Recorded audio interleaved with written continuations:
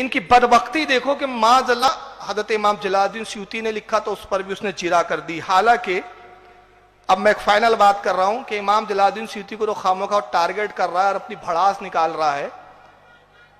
اور امام جلالدین سیوطی سے یہ اتنا چڑھتے, کیوں چڑھتے معلوم ہے اس کی وجہ؟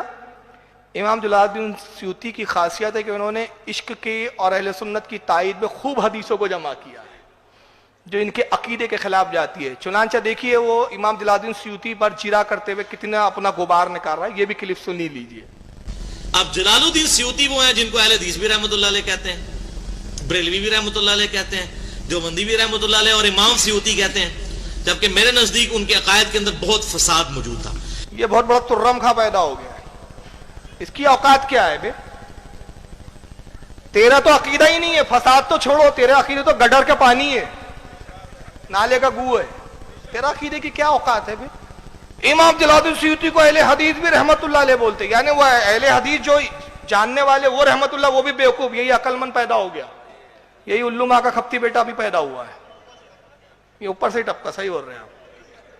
خود اقرار ہے کہ اہل حدیث بھی رحمت اللہ علیہ بولتے. بیٹا وہ اس لیے بولتے کہ وہ وقت کے امام ہیں, محدث ہے اپنے وقت کے. کہتے ہیں بریلوی بھی رحمت اللہ علیہ بولتے, دیوبند بھی. لیکن میرے نزدیک ان کے عقائد میں بڑا فضا ہے. تیری اوقات کون ہے؟ تو ہے کون بے؟ تیرے نزدیک تیری سند کیوں؟ اور تو بولتا ابو حنیفہ کی تقلید نہیں کرو, تیری تقلید کون کرے گا؟ تیری کیوں مانے؟ تو تمہاری کیا حیثیت ہے علم میں؟ اب تنقید کرتے دیکھو کیا کیا ہے. ایون یہ جو شیخ ذکریہ کا واقعہ ہے قبر سے ہاتھ باہر نکالنے والا, یہ سیوطی نے نقل کیا ہے. اچھا, اب یہ بھڑاس ہے. مولوی زکریا جو ہے نا, فضائل عمل جس نے لکھی, دیوبندیوں کا عالم, اس نے ایک واقعہ لکھا کہ حضرت کیا نام ہے ان کا, شیخ احمد رفائی, وہ رسول اللہ کے روضے پہ گئے, سلام کیا تو اللہ کے نبی کا ہاتھ باہر آ گیا, انہوں نے دست بوسی کی. اس پر اس کو بڑی تکلیف ہوئی, ہاتھ کیسے آ گیا؟ نبی تو مر کر مٹی میں مل گئے. کیا عقیدہ تو یہی ہے خبیثوں کا. تو چونکہ انہوں نے یہ واقعہ لکھ دیا تو اب اس کو تکلیف ہو گئی. کہا وہ واقعہ انہوں نے لکھا, اس لیے ان کے عقیدے میں فساد ہے. تو یہی واقعہ ابن کثیر لکھے, اگر کہ کعب بن حام بن نو کو زندہ کرے تو ان کے عقیدے میں کیوں نہیں ہے فساد؟ اور حضرت عیسیٰ کہ میں مردوں کو جلاتا ہوں تو ہمت کر کے بول دے, ان کے بھی عقیدے میں فساد تھا. تو ایک بڑا اچھا پیدا ہو گیا نمونہ آج کا. شیخ ذکریہ تو بیچارے نے اسے اٹھایا ہے. یہ اصل جو معاملہ ہے یہ تو سیوطی کا کیا ہوا ہے. اس قسم کے بڑے معاملات, ان کی کتاب شرح الصدور فی الاحوال القبور, اس میں تو انہوں نے عجیب و غریب واقعات سیوطی نے لکھے ہیں کہ حضور کی وفات کے 500 سال بعد آپ صلی اللہ علیہ وسلم صحابہ سمیت کسی بزرگ کا جنازہ پڑھنے کے لیے آگئے. استغفراللہ تو بولی. تو اس کی یہ رسول اللہ جنازہ پڑھنے آ گئے, اس کو بڑی تکلیف ہو گئی. آدم علیہ السلام سب سے پہلے انبیاء, وہ بیت المقدس میں نماز پڑھنے آ گئے, اس پر اس کو پرابلم نہیں ہے. پگلے دیکھو, عقلیں دیکھو, سلب ہو گئی. یعنی آدم تو آ سکتے ہزاروں سال بعد, لیکن نبی کریم 500 سال بعد نہیں آ سکتے. آدم آ سکتے, حضرت شیش آ سکتے, سارے انبیاء آ سکتے, لیکن نبی اگر اپنے وصال کے 500 سال بعد آ گئے, اب 500 سال بعد چھوڑو. تو امام جلالدین سیوطی نے ایک ولی کی فضیلت میں واقعہ شرح صدور میں لکھا ہے, ایک ولی کی کہ ان کے جنازے میں سرکار تشریف لائے.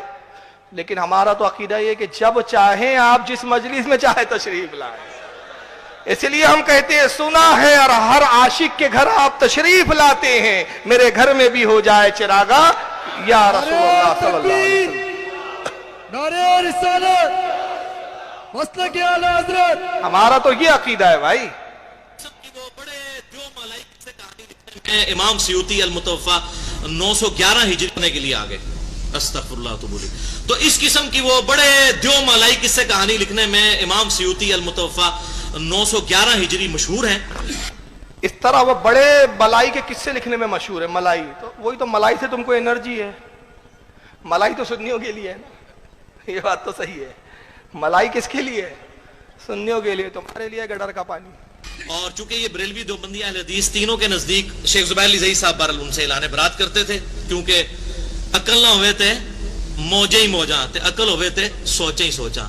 ان کو چونکہ عقل تھی, ان کو پتا تھا کہ سیوطی صاحب نے کیا کارنامے اپنی کتابوں میں کیے ہوئے ہیں, تو وہ اعلان برات کرتے تھے. اور میرے انٹرویو میں جب میں نے سیوطی کا نام لیا, انہوں نے کہا جی چھوڑو, ان کی بات نہ کرو ہمارے سامنے, ہمیں کتاب و سنت کے دلائل کے اوپر بات کرو. تو زبیر علی ریچ ہے, ابھی دکھاؤں گا میں ریچ کو.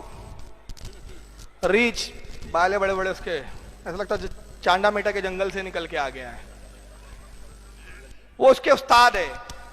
कहता है वो जलालुद्दीन स्यूती का उनके सामने जिक्र करो तो कहते अरे छोड़ो हमारे सामने बात मत करो उनकी, जैसे वो बहुत बड़े तुर्रम खाते ये आज के नमूने। अब आइए एक दूसरी जो दलील है, बहरहाल मैं अर्ज कर रहा हूं कि ये रसूलुल्लाह के वालिदैन का जिंदा किया जाना ये सिर्फ इमाम जलालुद्दीन स्यूती ने तन्हा नहीं नकल किया है कि जो स्यूती के ऊपर आप ये सब भांडा फोड़ रहे हो और ये सब वबीला मचा रहे हो। इस हदीस को रिवायत करने वाले और भी इमाम है जो इमाम जलालुद्दीन स्यूती से कई सौ साल पहले की भी है और मोतबर मुस्तनद इमाम है।